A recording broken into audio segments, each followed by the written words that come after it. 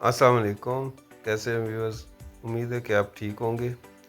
ईद की आमद आमद है और ईद पे मीठा हर घर में बनता है। खीर बनाने के लिए कि हम मज़ेदार और शादी हाल जैसी खीर कैसे बनाएं, तो उसके लिए हम आपके लिए रेसिपी लेके आए हैं। हमारी रेसिपी को आखिर तक ज़रूर देखिएगा ताकि आपको स्टेप बाय स्टेप इसकी सारी मालूमात मिल जाएं और आप भी इस ईद पे इसी तरह की मज़ेदार खीर बना के उसको इसी तरह डेकोरेशन करके गार्निश करके तो पेश करें अपने मेहमानों को। तो आइए चलते हैं रेसिपी की तरफ। अगर अभी तक आपने मेरा चैनल सब्सक्राइब नहीं किया तो सब्सक्राइब करें, लाइक करें और बेल आइकन को प्रेस करें ताकि मेरी नई आने वाली वीडियोस सबसे पहले पहुंच सकें आप तक। तो चले आइए शुरू करते हैं रेसिपी अपनी।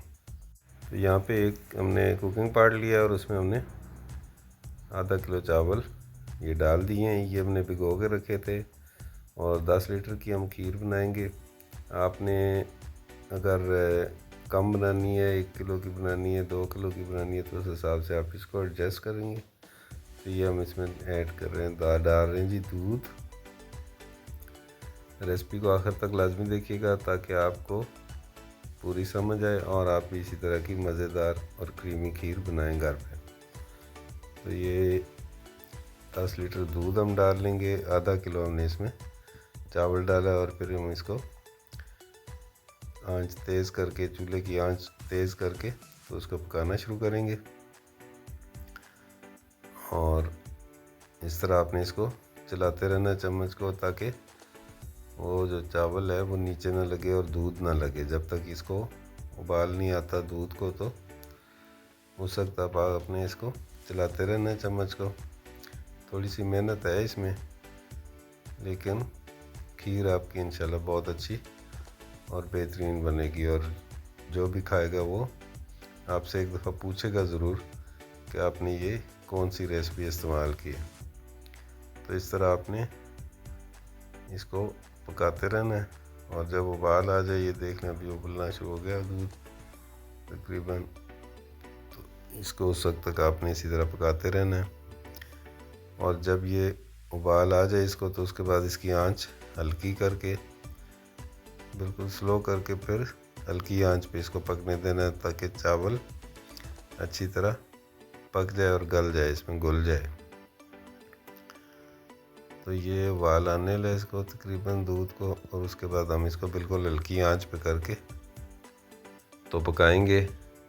और फिर ये जब तक सही तरह चावल इसका गल नहीं जाता और ये हम इसको पकाते रहेंगे हल्की आंच पे। लेकिन अभी तक हमने इसको उबाल सही नहीं आया। जब तक ये उबलती नहीं है तो हम इसको थोड़ी थोड़ी देर बाद चम्मच भी चलाते रहेंगे और इसको उबाल आने का इंतज़ार करेंगे। तो अब में हमें उबाल इसको आना शुरू हो गया और अब एक दफ़ा इसको हम अच्छी तरह से जो है ना बॉईल करने के बाद फिर इसकी आंच हल्की कर देंगे और फिर इसको हल्की आंच पे पकने देंगे और जब तक कि ये सही तरह से चावल इसका बिल्कुल गल जाएगा और ये गाढ़ी होनी शुरू हो जाएगी। उसके बाद हम इसके अंदर बाकी जो चीज़ें ऐड करेंगे वो फिर हम आपको उसी तरह बताएंगे।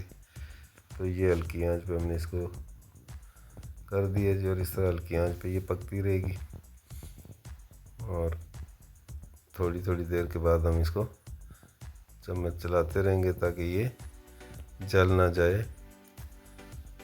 इसलिए हम इसको थोड़ी थोड़ी देर के बाद इसमें चम्मच चलाते रहेंगे। तो ये बिल्कुल देखें हल्की आंच पे अब पकना शुरू हो गई है और इसको हम तकरीबन 35 से 40 मिनट तक इस तरह पकाएंगे हल्की आंच पे और उसमें फिर चावल हमारा बिल्कुल गल जाएगा। तो ये जी देखें अभी ये तकरीबन हो गए हमारे 35 से 1 मिनट इसको पकते हुए। तो अब ये ऑलमोस्ट चावल जो है हमारा गल गया है। अब हम इसको फाइनल टच देंगे। ये देख लें, ये फिर हमने थोड़ा सा चूल्हा आंच तेज़ की है और अब हम इसके अंदर बाकी चीज़ें ऐड करेंगे। ये हमने इसमें डाल दी जी 200 ग्राम शुगर। शुगर हम इतनी कम 10 लीटर में क्यों डाल रहे हैं आप सोच रहे होंगे। तो 200 ग्राम हमने शुगर डाली है क्योंकि हम बाकी इसमें खीर डालेंगे, लजीज़ा खीर। तो उसके अंदर मीठा होता है, ये हमने इसके अंदर डाल दीजिए खीर। और ये तकरीबन हमारी 500 ग्राम के करीब बनती थी खीर, जो हमने इस 10 लीटर दूध में डाली है, आधा किलो के करीब। तो अब हम इसको चम्मच चलाते रहेंगे, क्योंकि अब ये नीचे लग के जलने का ख़तरा होता है। तो इस वजह से हम इसको मुसलसल चम्मच इसमें चलाते रहेंगे ताकि खीर हमारी जले ना। और जो हमने लजीज़ा खीर डाली है वो इंस्टेंट खीर होती है, उबाल आने के बाद तो वो तकरीबन गल के पक चुकी होती है, लेकिन हम उसको भी अच्छी तरह इसमें मिक्स करेंगे। तो ये ट्रिक थी कि जो शादी वाले बनाते हैं खीर, तो वो और जब हम घर में खीर बनाते हैं तो किस तरह क्या डिफरेंस है।